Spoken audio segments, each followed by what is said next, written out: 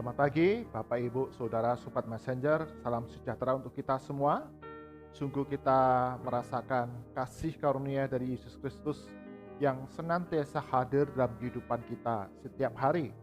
Kita pagi hari ini mengawali hari kita dengan mendengar suara Tuhan bersama-sama Bread of Life. Mari kita berdoa sebelum kita belajar kebenaran firman Tuhan. Bapa kami dalam surga, sungguh kami mengucap syukur bahwa Allah yang setia, yang memberkati kami di dalam segala perkara yang kami jalani, kami hadapi. Baik situasi yang menyenangkan, terlebih di dalam situasi sekarang ini yang tidak mudah harus kami jalani. Ada keterbatasan di dalam masa pandemi COVID-19 ini, aktivitas kami, usaha kami, studi kami begitu sangat terbatas. Tapi Tuhan memberikan pertolongan kepada kami, segala kebutuhan kami, Engkau yang cukupkan. Berkati Sobat Messenger pagi hari ini dalam belajar kebenaran firman Tuhan. Roh Kudus berikan pencerahan, pengertian, dan mendorong kami menjadi pelaku firman Tuhan yang setia. Di dalam nama Tuhan Yesus kami berdoa. Amin. Bapak, Ibu, Saudara, Sobat Messenger, bagian firman Tuhan yang menjadi perenungan kita pada pagi hari ini diambil dari kitab 2 Tawarik. 2 Tawarik pasal ke-33 ayat yang pertama dan kedua, kemudian dilanjutkan ayat ke-10 hingga ke-17. 2 Tawarik 33 ayat 1 dan 2 dan dilanjutkan ayat ke-10 hingga ke-17. Demikian firman Tuhan. Kita belajar dari kehidupan seorang raja Yehuda, yaitu Raja Manasye. Manasye berumur 12 tahun pada waktu ia menjadi raja, dan 55 tahun lamanya ia memerintah di Yerusalem. Ia melakukan apa yang jahat di mata Tuhan, sesuai dengan perbuatan keji bangsa-bangsa yang telah dihalaukan Tuhan dari depan orang Israel. Ayat ke-10 hingga ke-17, demikian firman Tuhan. Kemudian berfirmanlah Tuhan kepada Manasye dan rakyatnya, tetapi mereka tidak menghiraukannya. Oleh sebab itu Tuhan mendatangkan kepada mereka panglima-panglima tentara Raja Asyur yang menangkap Manasye dengan kaitan, membelenggunya dengan rantai, tembaga, dan membawanya ke Babel. Dalam keadaan yang terdesak ini, ia berusaha melunakkan hati Tuhan Allahnya. Ia sangat merendahkan diri di hadapan Allah, nenek moyangnya, dan berdoa kepadanya. Maka Tuhan mengabulkan doanya dan mendengarkan permohonannya. Ia membawanya kembali ke Yerusalem dan memulihkan kedudukannya sebagai raja. Dan Manasye mengakui bahwa Tuhan itu Allah.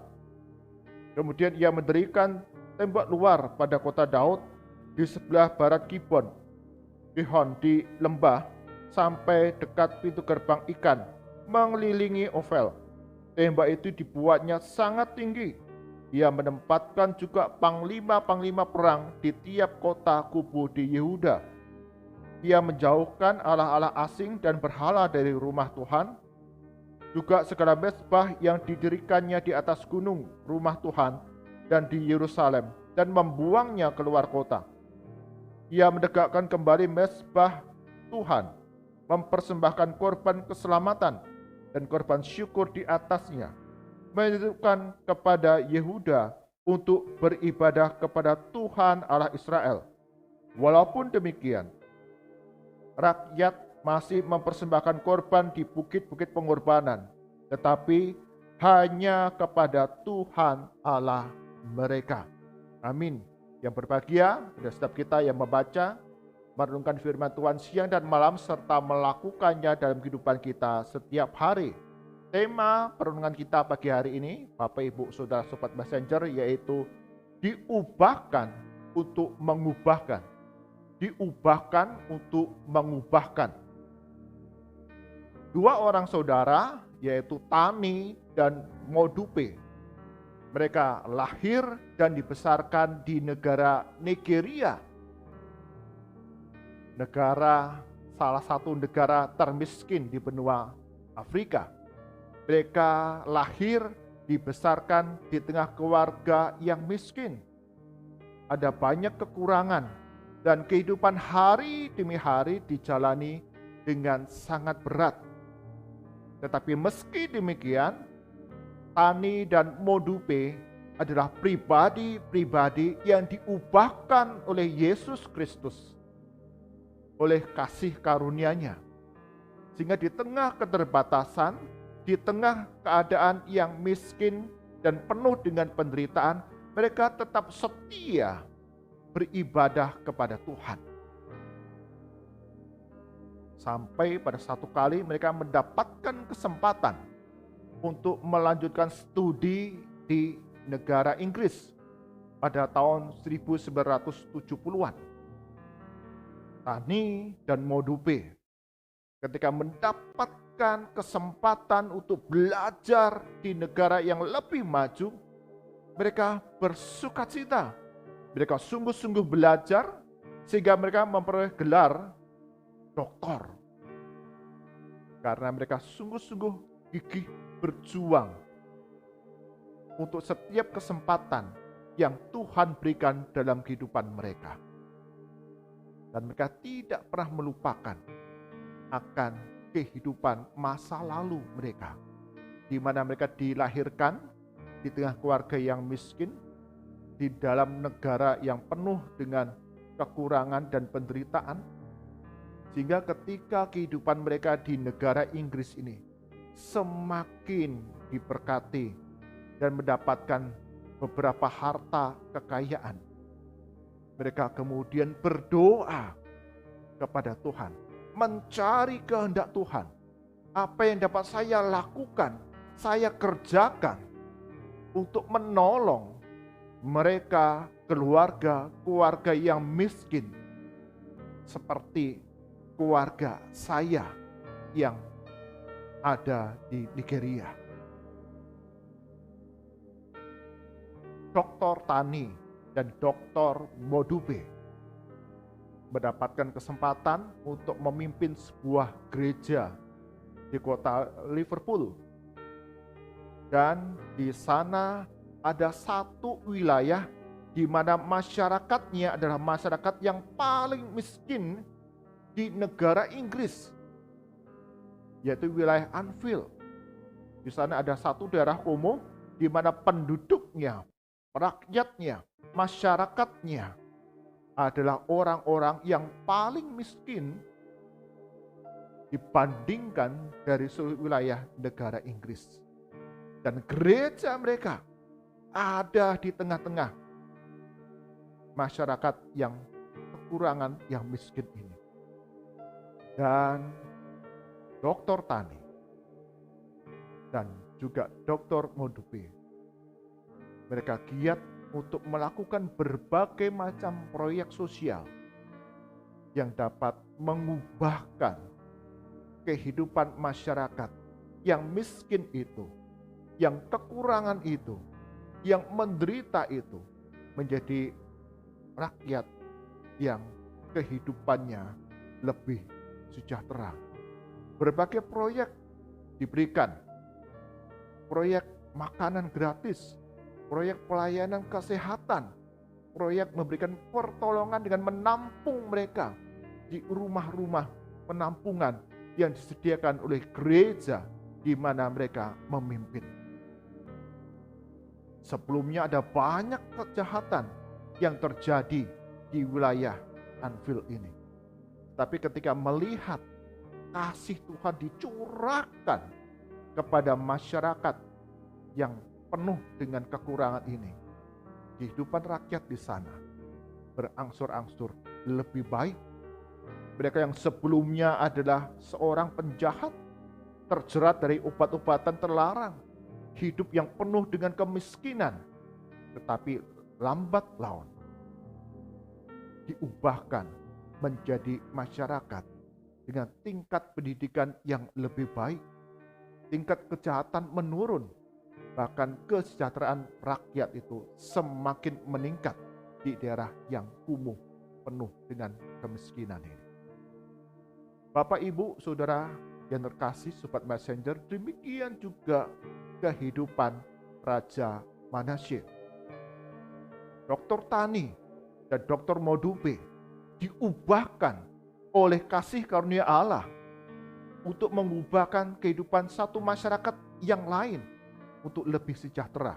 Demikian juga Raja Manasye diubahkan dalam kehidupannya mengikut Tuhan Allah untuk dapat mengubahkan rakyat Yehuda yang menjadi umat pilihan Allah. Raja Manasye dilantik menjadi raja pada usia 12 tahun. Dan pada awal pemerintahannya, dia banyak melakukan perbuatan-perbuatan yang keji di dalam pandangan Tuhan. Menyembah kepada berhala, memberikan korban-korban persembahan kepada dewa-dewa asing. Demikian juga masyarakat yang ada, di mana Manasye mendirikan banyak tempat-tempat berhala, penyembahan berhala, tempat-tempat korban persembahan bagi dewa-dewa yang asing. Seperti bangsa-bangsa yang ada di sekitar bangsa Yehuda. Karena perbuatannya yang keji, maka Tuhan berfirman kepada Raja Manasye dan kepada rakyat kerajaan Yehuda. Tetapi ayat 10 tadi dikatakan mereka menghiraukan, mengabaikan akan perintah Tuhan, mengabaikan akan teguran Tuhan. Mereka tetap hidup di dalam penyembahan kepada berhala, kepada dewa-dewa asing. Sehingga Tuhan Allah menjatuhkan hukuman kepada Raja Manasye. Bahkan hingga dia kemudian ditawan dan dibuang ke Babel. Menyadari akan dirinya yang sudah mengabaikan Tuhan, menyadari dirinya sudah berdosa kepada Tuhan Allah bangsa Israel, menyadari akan segala kesalahan-kesalahan yang dilakukannya, Manasye merendahkan dirinya kepada Tuhan Allah, memohon pengampunan dan pertolongan kepada Tuhan Allah. Tuhan mendengar seruan Manasye dan kemudian memulihkan Manasye kembali menjadi seorang raja dalam kerajaan Yehuda. Dan bukan itu saja, Manasye kemudian menghapuskan patung-patung sembahan berhala, berbalik untuk hanya mencari kehendak Tuhan Allah bangsa Israel, hanya menyembah percaya kepada Tuhan Allah bangsa Israel, dan menyingkirkan semua penyembahan kepada berhala, menyingkirkan segala kuil-kuil persembahan korban kepada dewa-dewa asing. Manasye kemudian membangun tembok yang sangat tinggi, tembok kubu pertahanan kota Yerusalem dari serangan musuh, menempatkan panglima-panglimanya di kota-kota kubu kerajaan Yehuda untuk mengawal, menjaga kota, karena percaya Tuhan Allah akan melindungi kerajaan Yehuda dari serangan musuh. Ketika Raja Manasye diubahkan Tuhan Allah dari sebelumnya raja yang lalim, raja yang mengabaikan Tuhan, raja yang hidup dalam kekejian kepada Tuhan, melakukan perbuatan-perbuatan yang tidak berkenan kepada Tuhan, diubahkan jadi seorang raja yang mencari kehendak Tuhan, raja yang selalu datang menyembah kepada Tuhan Allah bangsa Israel, mengasihi bangsanya dengan mendirikan tembok pertahanan yang tinggi, mengawal kota-kota dengan panglima-panglima yang terbaik. Sehingga rakyat kerajaan Yehuda melihat bahwa sang raja sudah diubahkan oleh Tuhan Allah untuk mengubahkan kehidupan masyarakat, rakyat kerajaan Yehuda, untuk juga datang menyembah kepada Tuhan Allah. Bahkan dikatakan rakyat mempersembahkan korban bakaran kepada Tuhan Allah Israel. Bapak, Ibu, Saudara, Sobat Messenger, dalam kehidupan kita sebagai orang-orang percaya yang sudah diubahkan oleh Tuhan Allah kita menjadi pribadi yang menerima anugerah keselamatan, pribadi yang tinggal di dalam kasih Yesus Kristus, pribadi yang memperoleh begitu banyak anugerah dari Yesus Kristus. Kita dipanggil untuk mengubah kehidupan orang-orang yang ada di sekitar kita. Kita yang sudah menerima anugerah keselamatan, kita yang sudah diubahkan dari manusia yang berdosa kepada manusia yang dibenarkan dan menerima anugerah keselamatan, hidup kita dipanggil untuk mengubah kehidupan mereka yang belum pernah mendengar Injil Kristus, mereka yang belum menerima Yesus Kristus sebagai Tuhan dan Juru Selamat, untuk datang kepada Yesus Kristus. Kehidupan kita diubahkan dengan menerima begitu banyak kasih karunia dari Yesus Kristus untuk mengubahkan mereka yang membutuhkan pertolongan, kasih karunia dari Yesus Kristus. Bapak, Ibu, Saudara, Sobat Messenger, mari kita lihat dalam kehidupan kita hari ini. Di dalam masa pandemi COVID-19, tentu ada banyak tantangan, ada banyak kesulitan, ada banyak hal yang dialami bukan saja diri kita, tetapi juga anggota keluarga kita, saudara kita, sahabat kita, atau orang-orang yang ada di sekitar kita. Mungkin di sekitar kita ada orang-orang, mereka yang harus menjalani isolasi mandiri. Mereka tidak dapat keluar, melakukan aktivitas. Bahkan untuk makan pun mereka sulit karena dilarang untuk keluar dari rumah. Bagaimana kita yang sudah diubahkan oleh kasih karunia ini untuk dapat mengubahkan mereka yang belum mengenal Yesus Kristus. Kita bisa menghantar makanan kepada mereka. Atau bagi mereka yang menjalani isolasi mandiri terpusat, sehingga meninggalkan anggota keluarga di rumah, dan yang ada di rumah adalah orang-orang tua atau anak-anak, kita pun dapat menolong mereka dengan mengirimkan apa yang menjadi kebutuhan mereka. Tentu dengan menjalankan protokol kesehatan dengan penuh disiplin dalam memberikan bantuan kepada mereka yang membutuhkan. Sungguh, Bapak, Ibu, Saudara-saudara yang terkasih dalam Tuhan Yesus, saat ini penuh dengan keterbatasan di dalam segala kehidupan yang kita jalani. Tapi kita percaya Tuhan Yesus tetap memberkati kita dengan caranya yang luar biasa, sehingga kita tetap masih dapat memberikan pertolongan, bantuan, kasih, dan perhatian bagi mereka yang hidup di dalam kesulitan yang dihadapi hari-hari terakhir ini.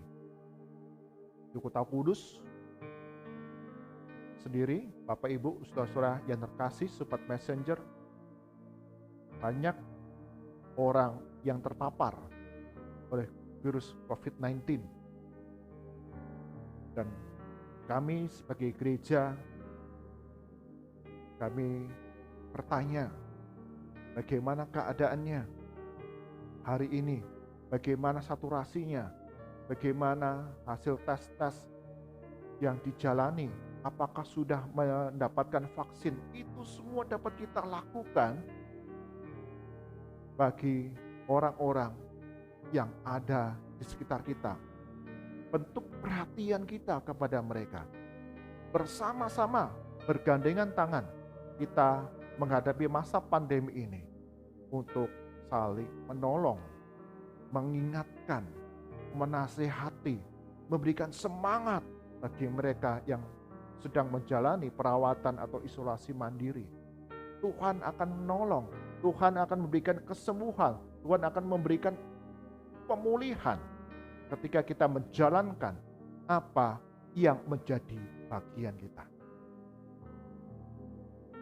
Hidup kita yang diubahkan oleh Yesus Kristus untuk mengubahkan kehidupan orang-orang yang ada di sekitar kita, yang membutuhkan kasih karunia Tuhan, sehingga keberadaan kita memancarkan terang kasih Tuhan. Tuhan Yesus berkati kita semua. Mari kita berdoa.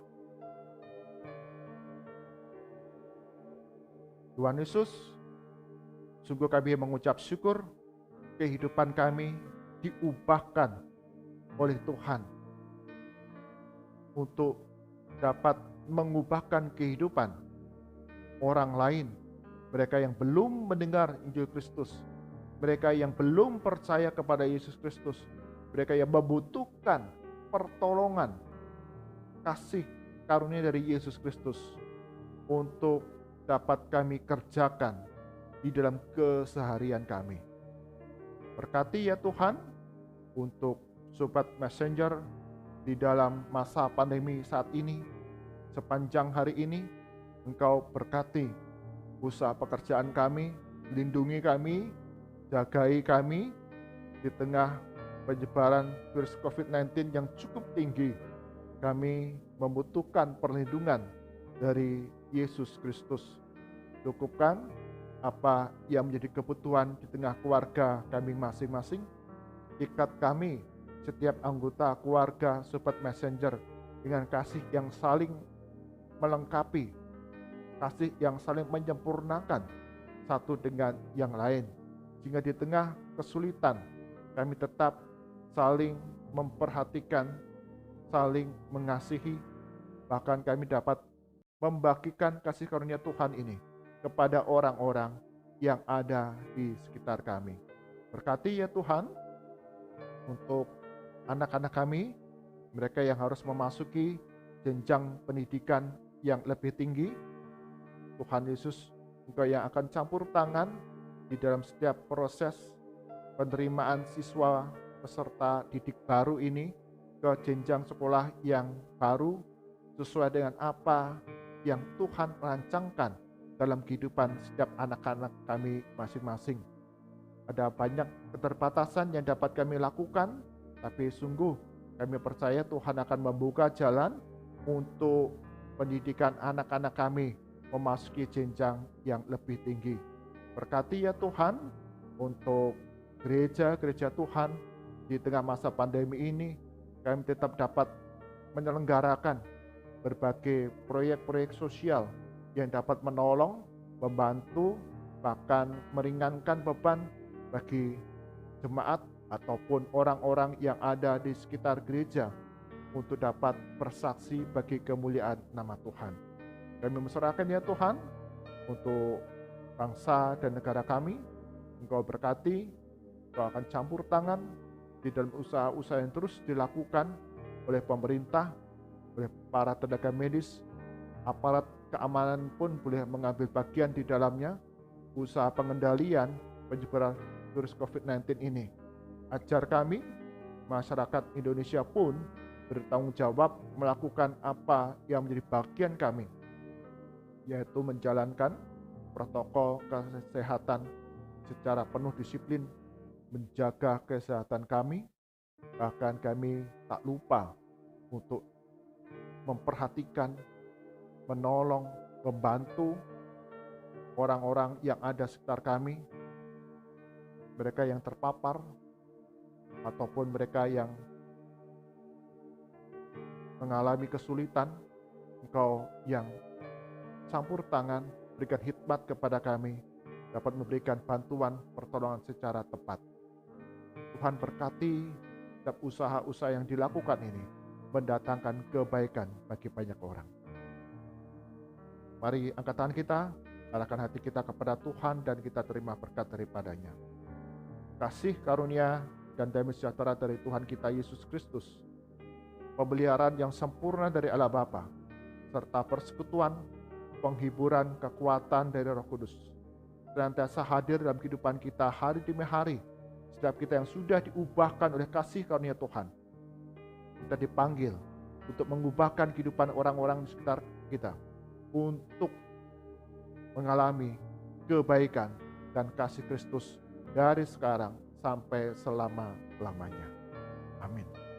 Bapak, Ibu, Saudara, Sobat Messenger, setiap kita sudah diubahkan oleh kasih karunia dari Yesus Kristus untuk dapat mengubahkan kehidupan orang-orang di sekitar kita yang tentu saat ini ada banyak kesulitan dan tantangan dihadapi. Mereka dapat melihat akan kasih karunia dan kebaikan dari Yesus Kristus. Tuhan berkati kita semua. Amin.